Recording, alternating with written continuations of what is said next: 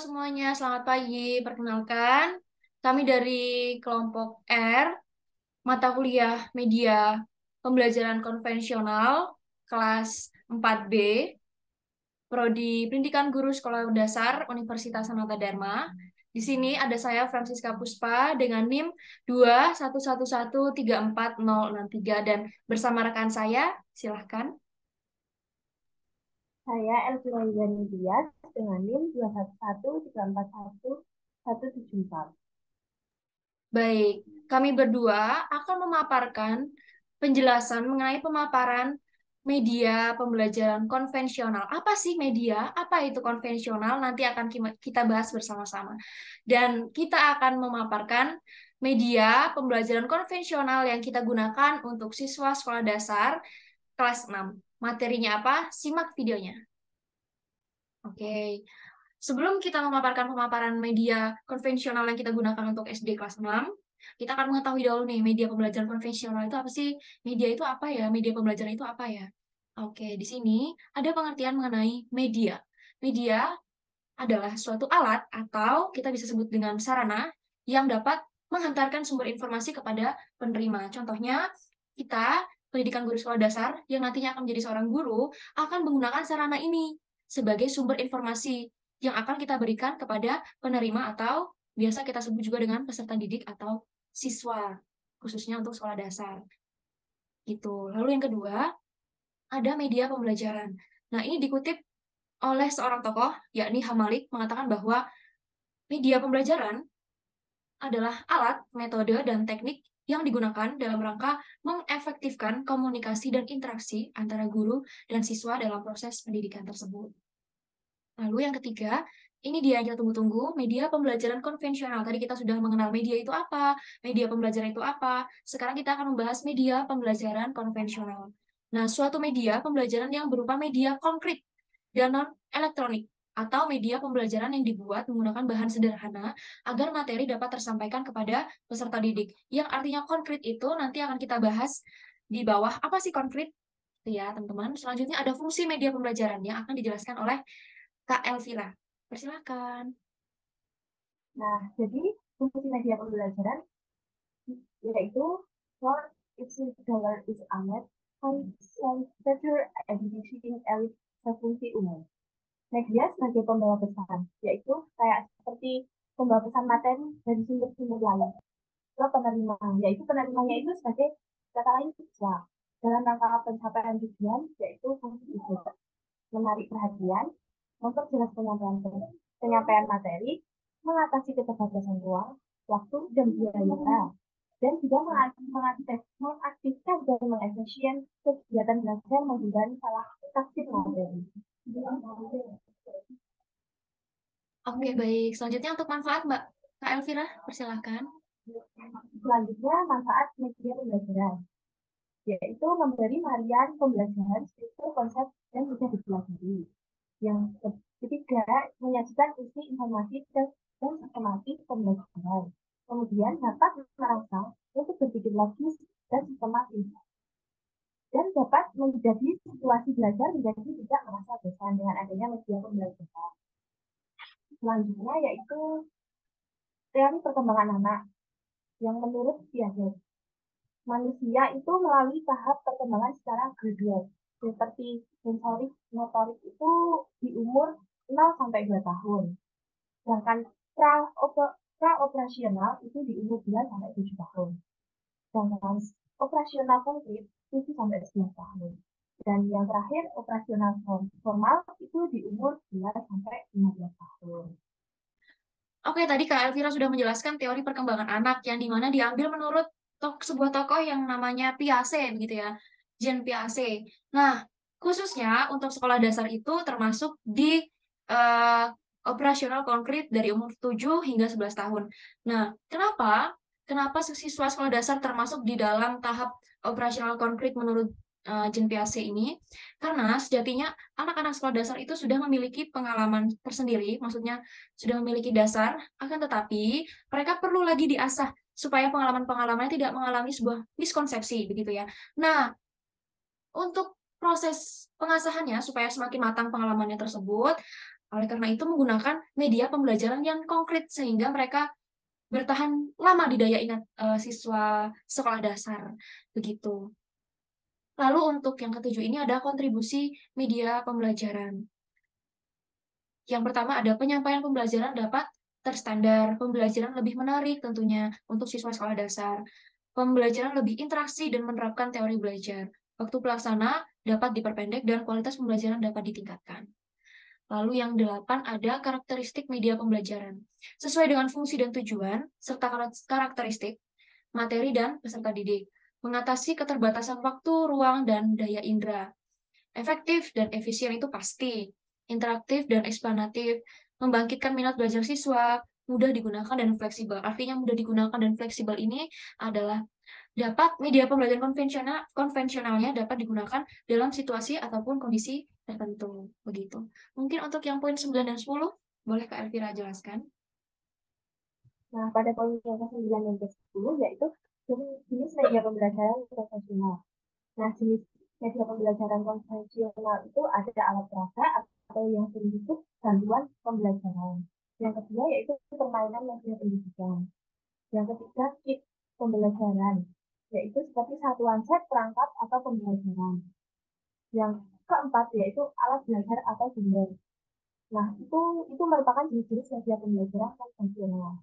Yang poin ke-10 yaitu kriteria media pembelajaran konvensional, yaitu harus aman. Maksud dari aman yaitu kayak seperti tidak adanya bahan yang tajam agar tidak melukai dari pemakai, yaitu siswa yang memakainya. Yang kedua, sesuai dengan tujuan pembelajaran. Yang ketiga, rapi dan indah. Agar maka perlunya adanya keindahan dalam media pembelajaran. Keempat, menarik, menyenangkan, dan tidak membosankan. Yang kelima, dapat digunakan individu kelompok maupun kelompok. Yang keenam, menambahkan kreativitas anak. Oke, selanjutnya, Mbak Siva. Oke, Kak Elvira, terima kasih. Oke, teman-teman, tadi kita sudah memaparkan beberapa materi mengenai media pembelajaran konvensional. Sekarang kita akan membahas media pembelajaran konvensional apa sih yang cocok terkhusus di kelas 6 sekolah dasar. Nah, di sini Kak Puspa dan Kak Elvira sudah mengangkat muatan, yakni muatan IPA, mata pelajaran ilmu pengetahuan alam, tema 9, menjelajah luar angkasa, dan subtema 1, keteraturan yang menakjubkan. Yuk kita bahas, di sini ada dua media yang kita gunakan. Yang pertama media 1 yang akan dijelaskan oleh Kak Elvira nanti, terus yang kedua ada media yang akan dijelaskan oleh Kak Puspa. Oke, silakan Kak Elvira, media 1. Nah, pada media yang pertama yaitu media konvensional yang digunakan yaitu jenis alat permainan. Nah, seperti yang pada gambar tersebut, itu gambar papan papan yang terbuat dari telepon, kemudian dibentuk-bentuk dari plastisin sesuai dengan kriteria atau ciri-ciri dari planet tersebut, agar siswa dapat mengetahui dengan nyata bahwa yang lebih kecil itu planet apa, yang lebih besar itu planet apa. Nah, ini langkah-langkah dalam penggunaan medianya yaitu guru atau guru itu menyediakan media konkret. Nah, seperti yang saya jelaskan tadi. Terus guru menyediakan beberapa kartu. Nah, kartu itu isinya seperti ada buku terkait tentang ciri-ciri. Kemudian dengan adanya kartu tersebut, siswa dapat mem- me- memikirkan dari buku tersebut agar dapat terpecah, agar dapat menghasilkan jawaban dari media tersebut. Nah, dengan adanya jawaban tersebut, berarti siswa dapat melihat secara langsung atau secara konkret bahwa planet tersebut benar-benar bentuknya seperti ini dengan media yang dibikin oleh kami. Jadi media yang kedua Pak Puspa. Puspa sudah memiliki kartu misterius yang dimana ada ciri-ciri dari planet-planet tersebut. Nah, dari ciri-ciri ini nanti adik-adik atau teman-teman menebak ini ciri-ciri yang di sini termasuk di planet apa sih gitu. Sesuaikan dengan media yang ada di sini. Misalnya ini ada yang planet paling kecil, namanya apa? Ciri-cirinya di situ. Nanti adik-adik sesuaikan di media situ. Gitu. Gitu ya Kak Elvira ya. Nah, Begitu. Lalu kita ke media yang kedua, masih berkaitan dengan tata surya. Media konvensional yang digunakan ini jenis alat permainan pendidikan dan alat belajar. Mengapa ada alat permainan pendidikan dan alat belajar? Karena ini, oke, Kak Puspa dan Kak Elvira menyebutnya media pop-up book. Artinya, ini media dirancang seperti bentuk buku yang menarik pastinya. Lalu di depan hingga pertengahan itu isinya, teman-teman bisa lihat di sini, itu isinya materi-materi berkaitan dengan tata surya atau planet-planet. Lalu nanti di akhir buku, di akhir pop-up book ini, teman-teman diminta untuk bermain. Nah, bermain apa sih? Nanti kita lihat ya. Wow. Oke, tadi kita udah ke media pertama yang dijelaskan oleh Kak Elvira. Sekarang kita ke media kedua. Kak Puspa dan Kak Elvira menyebutnya dengan pop-up book. Artinya, media pembelajaran konvensional ini dirancang seperti buku tentunya.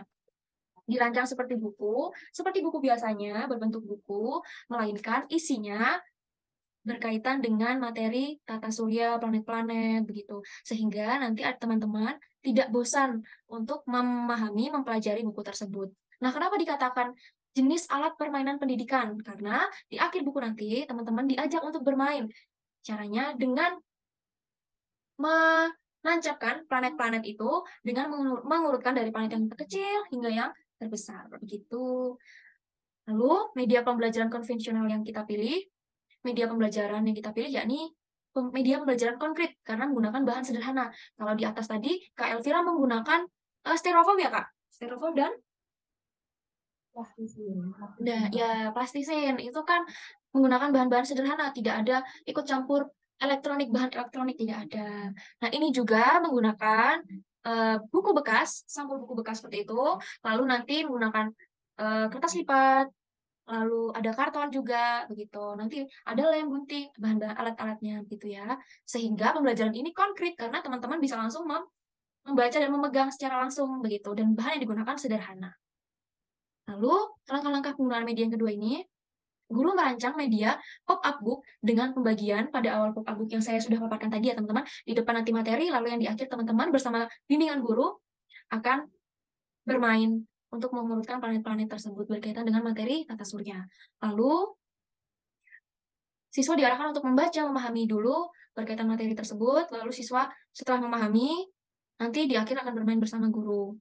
Lalu, akhirnya nanti setelah teman-teman bermain, setelah teman-teman memahami, teman-teman bisa mempresentasikan hasil urutan permainan misterius tersebut di depan bersama dengan guru. Nah, lalu alasannya, boleh Kak Elvira mungkin menjelaskan kenapa kita memilih dua media tersebut sebagai media pembelajaran untuk membantu para guru gitu ya, untuk menjelaskan sebuah materi yang mungkin abstrak begitu ya.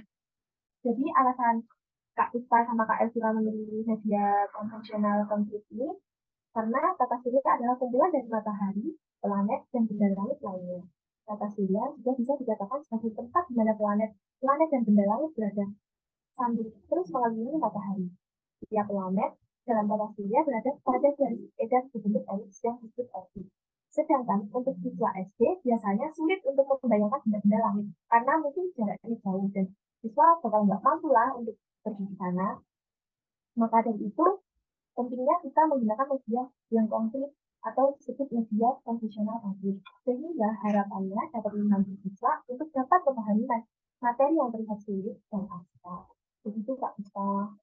Oke Kak Elvira, terima kasih. Benar sekali bahwa alasannya menggunakan kedua media tersebut khususnya untuk membantu peserta didik, juga membantu guru, supaya peserta didiknya dapat memahami materi tersebut. Ini termasuk dalam materi yang abstrak, karena jarang ditemui di kehidupan sehari-hari, sulit dilihat begitu ya, kecuali menggunakan mungkin audio visual, contohnya kayak YouTube gitu ya. Jadi media ini sangat membantu proses pembelajaran langsung gitu. Oke. Terima kasih teman-teman sudah menyaksikan video kita berkaitan dengan media pembelajaran konvensional. Semoga dapat kita terapkan di kehidupan sehari-hari, secara khusus di sekolah dasar. Begitu Kak Elvira. Sekian dari kami. Terima kasih.